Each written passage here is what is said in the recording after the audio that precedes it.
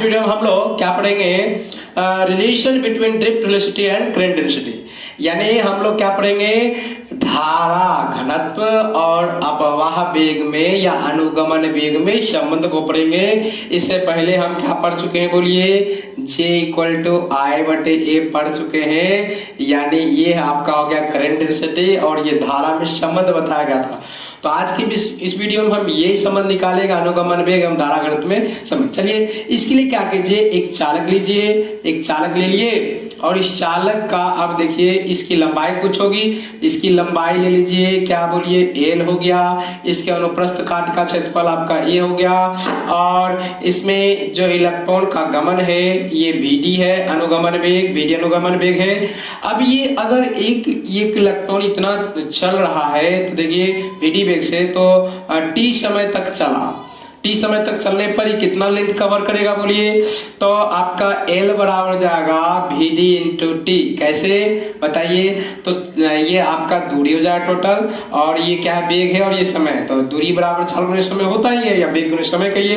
तो आपका क्या हो गया, L = अब इसका आयतन पूरे का निकालिए तो V = क्या हो जाएगा, आयतन V = हो जाएगा आपका, क्या बोलिए,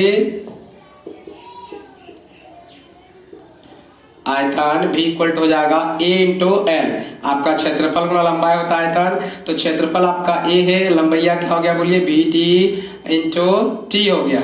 अच्छा एक बात बताइए कि यदि एकांक आयतन में माना कि एकांक आयतन में इलेक्ट्रॉन की संख्या n है, एकांक आयतन में इलेक्ट्रॉन की संख्या n है, तो V आयतन में इलेक्ट्रॉन की संख्या क्या होगी, बोलिए, V आयतन में इलेक्ट्रॉन की संख्या हो जाएगी आपका, क्या होगा, बोलिए, n से गुणा कर दीजिए तो आपका हो जाएगा n × A Guna Vd × t हो गया। चलिए यहाँ तक तो ठीक है। आपका कुल संख्या आप इसको इस तरह से लिख सकते हैं, बरियन बराबर लिख लीजिए, बरियन बराबर n × A Vd × t। अब चलिए अब कुल आवेश कितना हो जाएगा, कुल आवेश के लिए आप सूत्र शुरू में पढ़ चुके होंगे इलेक्ट्रोस्टैटिक में। तो Q बराबर क्या होता है, n ही होता है। तो Q बराबर n का मान क्या रखिएगा, NA Vd × t और ये n की जगह पड़ गया और ये E हो गया। चलिए Q को इधर लाइए तो Q/T हो जाएगा और ये क्या निकल के आ जाएगा, बोलिए, NA Vd × E हो गया।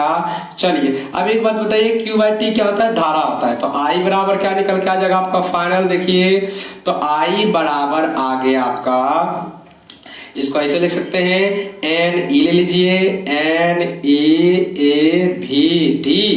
अब देखिए ये तो आपका धारा निकला, आपको निकालना क्या है, धारा घनत्व होता है। J बराबर क्या होता है, बोलिए, I/A।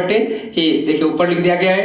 तो अब क्या कीजिए, I की जगह लिखिए NEAVD और बाय क्या हो गया, A कैंसिल हो गया, तो J = क्या हो गया, NEVD और VD आप जानते हैं क्या है, ड्रिफ्ट वेलोसिटी है, अनुगमन वेग है। तो ये ध्यान रखिए, यही इसके बीच क्या है, संबंध है। तो अब आगे हम लोग क्या देखेंगे, अनुगमन वेग वगैरह तो देख लिए, धारा घनत्व देख लिए। अब हम पढ़ेंगे रेजिस्टेंस के बारे में। तो आखिर रेजिस्टेंस क्या होता है, प्रतिरोध क्या होता है, वो जानेंगे। तो देखिए आगे वीडियो में बने रहिए। तो देखिए क्या होता है, फिर वही चालक तार लेंगे। देखिए चालक तार लिए, अब इसे क्या करेंगे, कोई एक विभवांतर इसमें स्थापित करने के लिए बैटरी जोड़ लेंगे। हाँ, तो अब क्या है, इसके सिरों के बीच विभवांतर अगर VAB हो गया, इसके सिरों के बीच विभवांतर है, मान लीजिए V हो गया, A और B के बीच कितना विभवांतर हो गया, V। और अब देखिए विभवांतर भी स्थापित हो गया और इससे I धारा हम प्रवाहित कर रहे हैं, I धारा प्रवाहित हो रही है। तो आप इसका प्रतिरोध क्या निकालेंगे, तो बताते हैं, R बराबर होता है V/I। तो देखिए ये कैसे डिफिनेशन निकलता है, तो डिफिनेशन निकालिए कि यदि किसी चालक के सिरों के बीच विभवांतर स्थापित किया जाए तो उसमें प्रवाहित होने वाली धारा है ना, आई बह रही हो तो प्रवाह, ये आपका उसके बीच स्थापित विभवांतर एवं धारा का अनुपात ही उसका क्या होगा, प्रतिरोध होगा। फिर सुन लीजिए, यदि किसी चालक के सिरों के बीच भी विभवांतर स्थापित किया जाए तो विभवांतर भी एवं उसमें प्रवाहित होने वाली धारा आई के अनुपात को क्या बोलेंगे, इसका प्रतिरोध बोलेंगे। तो फिर से देख लीजिए, बोलेंगे चालक के बीच का विभवांतर, चालक के बीच का विभवांतर एवं चालक में बहने वाली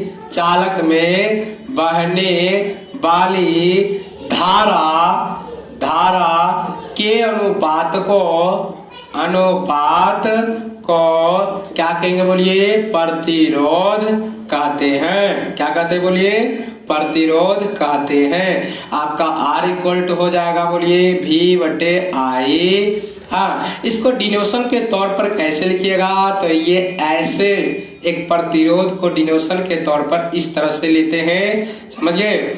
और एक्चुअल में आप इस तरह से जो देखते हैं आप रेजिस्टेंस वगैरह, एक्चुअल में इस तरह का होता है। कई कलर होते हैं, रेड होते हैं, ग्रीन होते हैं, येलो होता है। हाँ, तो इस तरह का आप देखते होंगे, खरीदते होंगे, तो इस तरह का वो रेजिस्टेंस रहता है। ठीक है, आपका कलर अलग अलग रहता है, इस तरह का वो रेजिस्टेंस होता है। तो देखिए, ये जो इसमें लिखा होगा आपका ओम में लिखा होगा, तो ये कितना ओम का है या नहीं है वो आपको इसमें लिखा होगा। तो यानी इसका मतलब समझ जाइए कि ये इसका मात्रक है। प्रतिरोध का मात्रक की बात कीजिएगा तो प्रतिरोध का मात्रक जो हो जाएगा वो आपका हो जाएगा ओम हो जाएगा। प्रतिरोध का मात्रक क्या होगा बोलिए, ओम। और इसे आप ऐसे, एक ग्रीक वर्ड होता है, ग्रीक जो लेटर होता है, इसको ओमेगा कहते हैं, ओमेगा से डिनोट करते हैं। तो प्रतिरोध का मात्रक हो गया ओम हो गया, इसे ओमेगा से डिनोट करते हैं। चलिए, अब इसकी बीमा आप है ना कैलकुलेट करके निकाल सकते हैं, वो तो कैलकुलेशन का चीज है। चलिए, तो अब क्या है, प्रतिरोध जान लिए।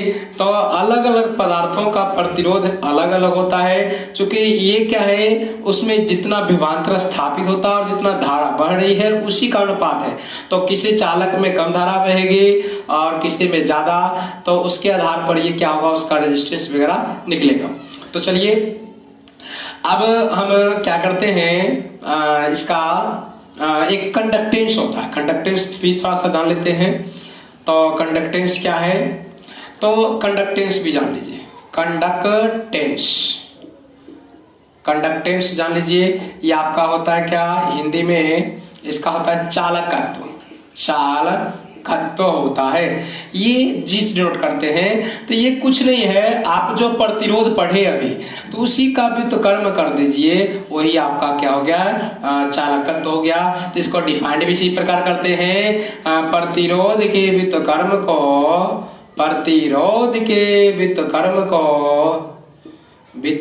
को क्या कहते बोलिए, चालकत्व कहते हैं।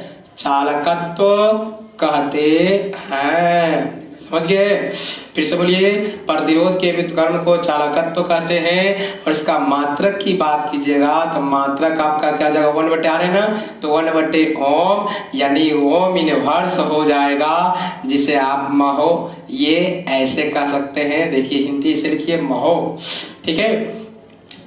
तो आप इतना ध्यान रखिए। इसका फिर जैसे अगर उसका बीमा निकाल सकते तो इसका भी बीमा निकल जाएगा बहुत ही आसानी से।